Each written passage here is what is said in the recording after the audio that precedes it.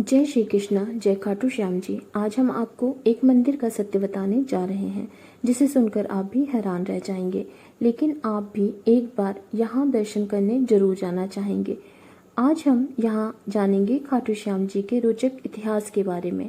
आज हम जानेंगे कि आखिर क्यों राजस्थान के शिकर जिले के एक गांव खाटू के नरेश खाटू श्याम जी को पूरी दुनिया में शीश के दानी के नाम से जाना जाता है। कौन है खाटू श्याम जी, इनके पीछे कौन सी पौराणिक कथा है, चलिए आज हम आपको इसके बारे में बताते हैं। कौरव वंश के राजा दुर्योधन के निर्दोष पांडवों को सताने और उन्हें मारने के लिए लक्ष्य ग्रहण का निर्माण किया गया था और सौभाग्यवश वे उसमें से बच निकले और वनवास में रहने लगे। एक समय जब वे वन में सो रहे थे, उस स्थान के पास ही एक हिडम्ब नाम का राक्षस अपनी बहन हिडिंबी के साथ रहता था। तब उन्हें मनुष्य यानी कि पांडवों की गंध आई, तो उन्हें देखकर ये राक्षस अपनी बहन से बोला कि इन मनुष्यों को मारकर मेरे पास ले आओ। वे अपने भाई का आदेश पाकर वहां आई, जहां पांडव द्रौपदी के सहित सो रहे थे। भीम उनकी रक्षा में जाग रहे थे। भीम के स्वरूप को देखकर हिडिंबी उन पर मोहित हो गई और उनका मन उनकी तरफ खिंचने लगा। मन ही मन वे सोचने लगी कि ये मेरे लिए एक उपयुक्त पति हो सकता है। उसने भाई की परवाह किए बिना भीम को पति मान लिया और कुछ देर बाद हिडिंबी के वापस न आने पर हिडिंबा वहां आया और स्त्री के सुंदर वेश में भीम से अपनी बहन को बातें करते हुए देख बड़ा क्रोधित हुआ। उसके बाद हिडिंबी के अनुविनय से माता कुंती की युधिष्ठिर के निर्णय से दोनों का विवाह संपन्न हुआ। इनका गंधर्व विवाह हुआ। उपयुक्त समय के अंतर्गत हिडिंबी गर्भवती हुई और एक महाबलवान पुत्र को जन्म दिया। बाल रहित होने से बालक का नाम घटोत्कच रखा गया। हिडिंबी ने कहा, मेरा भीम के साथ रहने का समय अब समाप्त हो गया और आवश्यकता होने पर पुनः मिलने के लिए वह कहकर वह अपने पुनः उसी स्थान पर चली गई। साथ ही घटोत्कच भी सबको प्रणाम करके उत्तर दिशा की ओर चला गया। जल्द ही श्री कृष्ण के कहने पर मणिपुर में मुर्देती की लड़की कामकंडका से गंधर्व विवाह हुआ। कुछ समय बीतने के बाद उसने महान पराक्रमी पुत्र को जन्म दिया, जिसके शेर की भांति सुंदर केशों को देखकर उसका नाम बर्बरीक रखा गया। बल की प्राप्ति के लिए उसने देवियों की निरंतर आराधना करके तीनों लोकों में किसी में भी उसके जैसा बल ना हो, ऐसा दुर्लभ अतुलनीय बल का वरदान पाया। देवियों ने बर्बरीक को कुछ समय वहीं निवास करने को कहा कि एक विजय नामक ब्राह्मण आएंगे, उनके संग में तुम्हारा और भी अधिक कल्याण होगा। आज्ञा अनुसार बर्बरीक वहीं रहने लगे।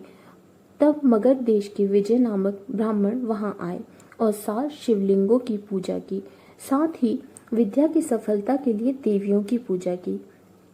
ब्राह्मण को स्वप्न में आकर कहा कि तुम सिद्ध माता के सामने आंगन में साधना करो, बर्बरीक तुम्हारी सहायता करेगा। ब्राह्मण का आदेश पाकर बर्बरीक ने साधना में विघ्न डालने वाले सभी राक्षसों को यमलोक भेज दिया। उन असुरों को मारने पर नागों के राजा वासुकी वहां आए और बर्बरीक को वहां दान मांगने के लिए कहा। तब बर्बरीक ने विजय की तपस्या सफल हो यही वर मांगा। उसके बाद देवताओं ने विजय को शेष प्रदान किया। तब से उनका नाम सिद्धसेन पड़ गया। कुछ काल बीत जाने के बाद कुरुक्षेत्र मैदान में कौरव और पांडव के बीच में युद्ध की तैयारी होने लगी। इस अवसर पर बर्बरीक भी अपने तेज नीले घोड़े पर सवार आ रहे थे। तब रास्ते में भगवान श्री कृष्ण ने बर्बरीक की परीक्षा लेने के लिए ब्राह्मण के वेश में उसके पास पहुंचे। भगवान ने बर्बरीक की मन की बात जानने के लिए उनसे पूछा कि किसकी ओर से युद्ध लड़ने जा रहे हो। तब बर्बरीक ने कहा, कमजोर पक्ष होगा उसकी तरफ से मैं युद्ध लड़ूंगा। भगवान ने बर्बरीक से कहा कि तुम 3 बाणों से सारी सेना को कैसे नष्ट कर सकते हो।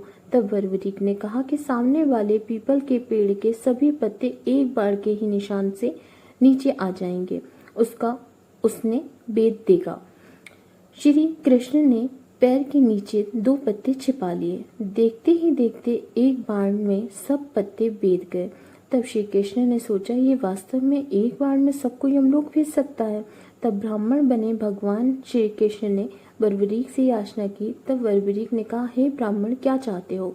तो भगवान श्री कृष्ण ने कहा कि जो मैं मांगूंगा वह क्या मुझे मिल जाएगा? तो वरवरीक ने वचन दिया और कहा, तो तुम प्राण भी मांग लो तो तुम्हें मिल जाएंगे। ब्राह्मण के वेश में श्री कृष्ण बोले, मुझे तुम्हारे शीश का दान चाहिए। यह सुनकर वरवरीक स्तब्ध रह गए और बोले, मैं अपना वचन पूरा करूंगा, बस सत्य कहो, आप हो कौन?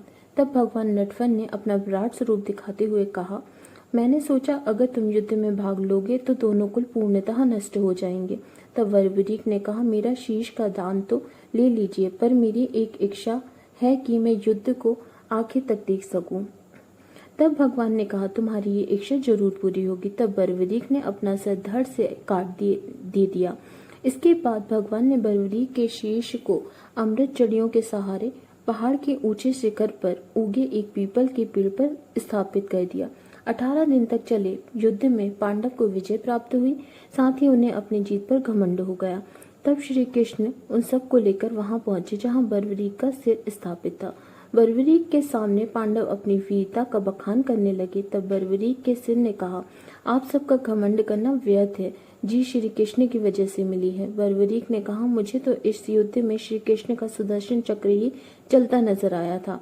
इसके बाद वरवरीक चुप हो गए और आकाश से फूलों की वर्षा होने लगी। तब भगवान कृष्ण ने वरवरीक से प्रसन्न होकर वरदान दिया कि तुम कलयुग में तुम मेरे श्याम नाम से पूजे जाओगे और तुम्हारे स्मरण मात्र से ही सभी मनोरथ पूर्ण होंगे। तो यह है खाटू श्याम जी की संपूर्ण कथा। अगर आप अपने बारे में कोई जानकारी चाहते हैं तो हमारे इंस्टाग्राम पर संपर्क कर सकते हैं या कमेंट बॉक्स में भी आप हमसे संपर्क कर सकते हैं। इंस्टाग्राम की लिंक डिस्क्रिप्शन बॉक्स में दी हुई है।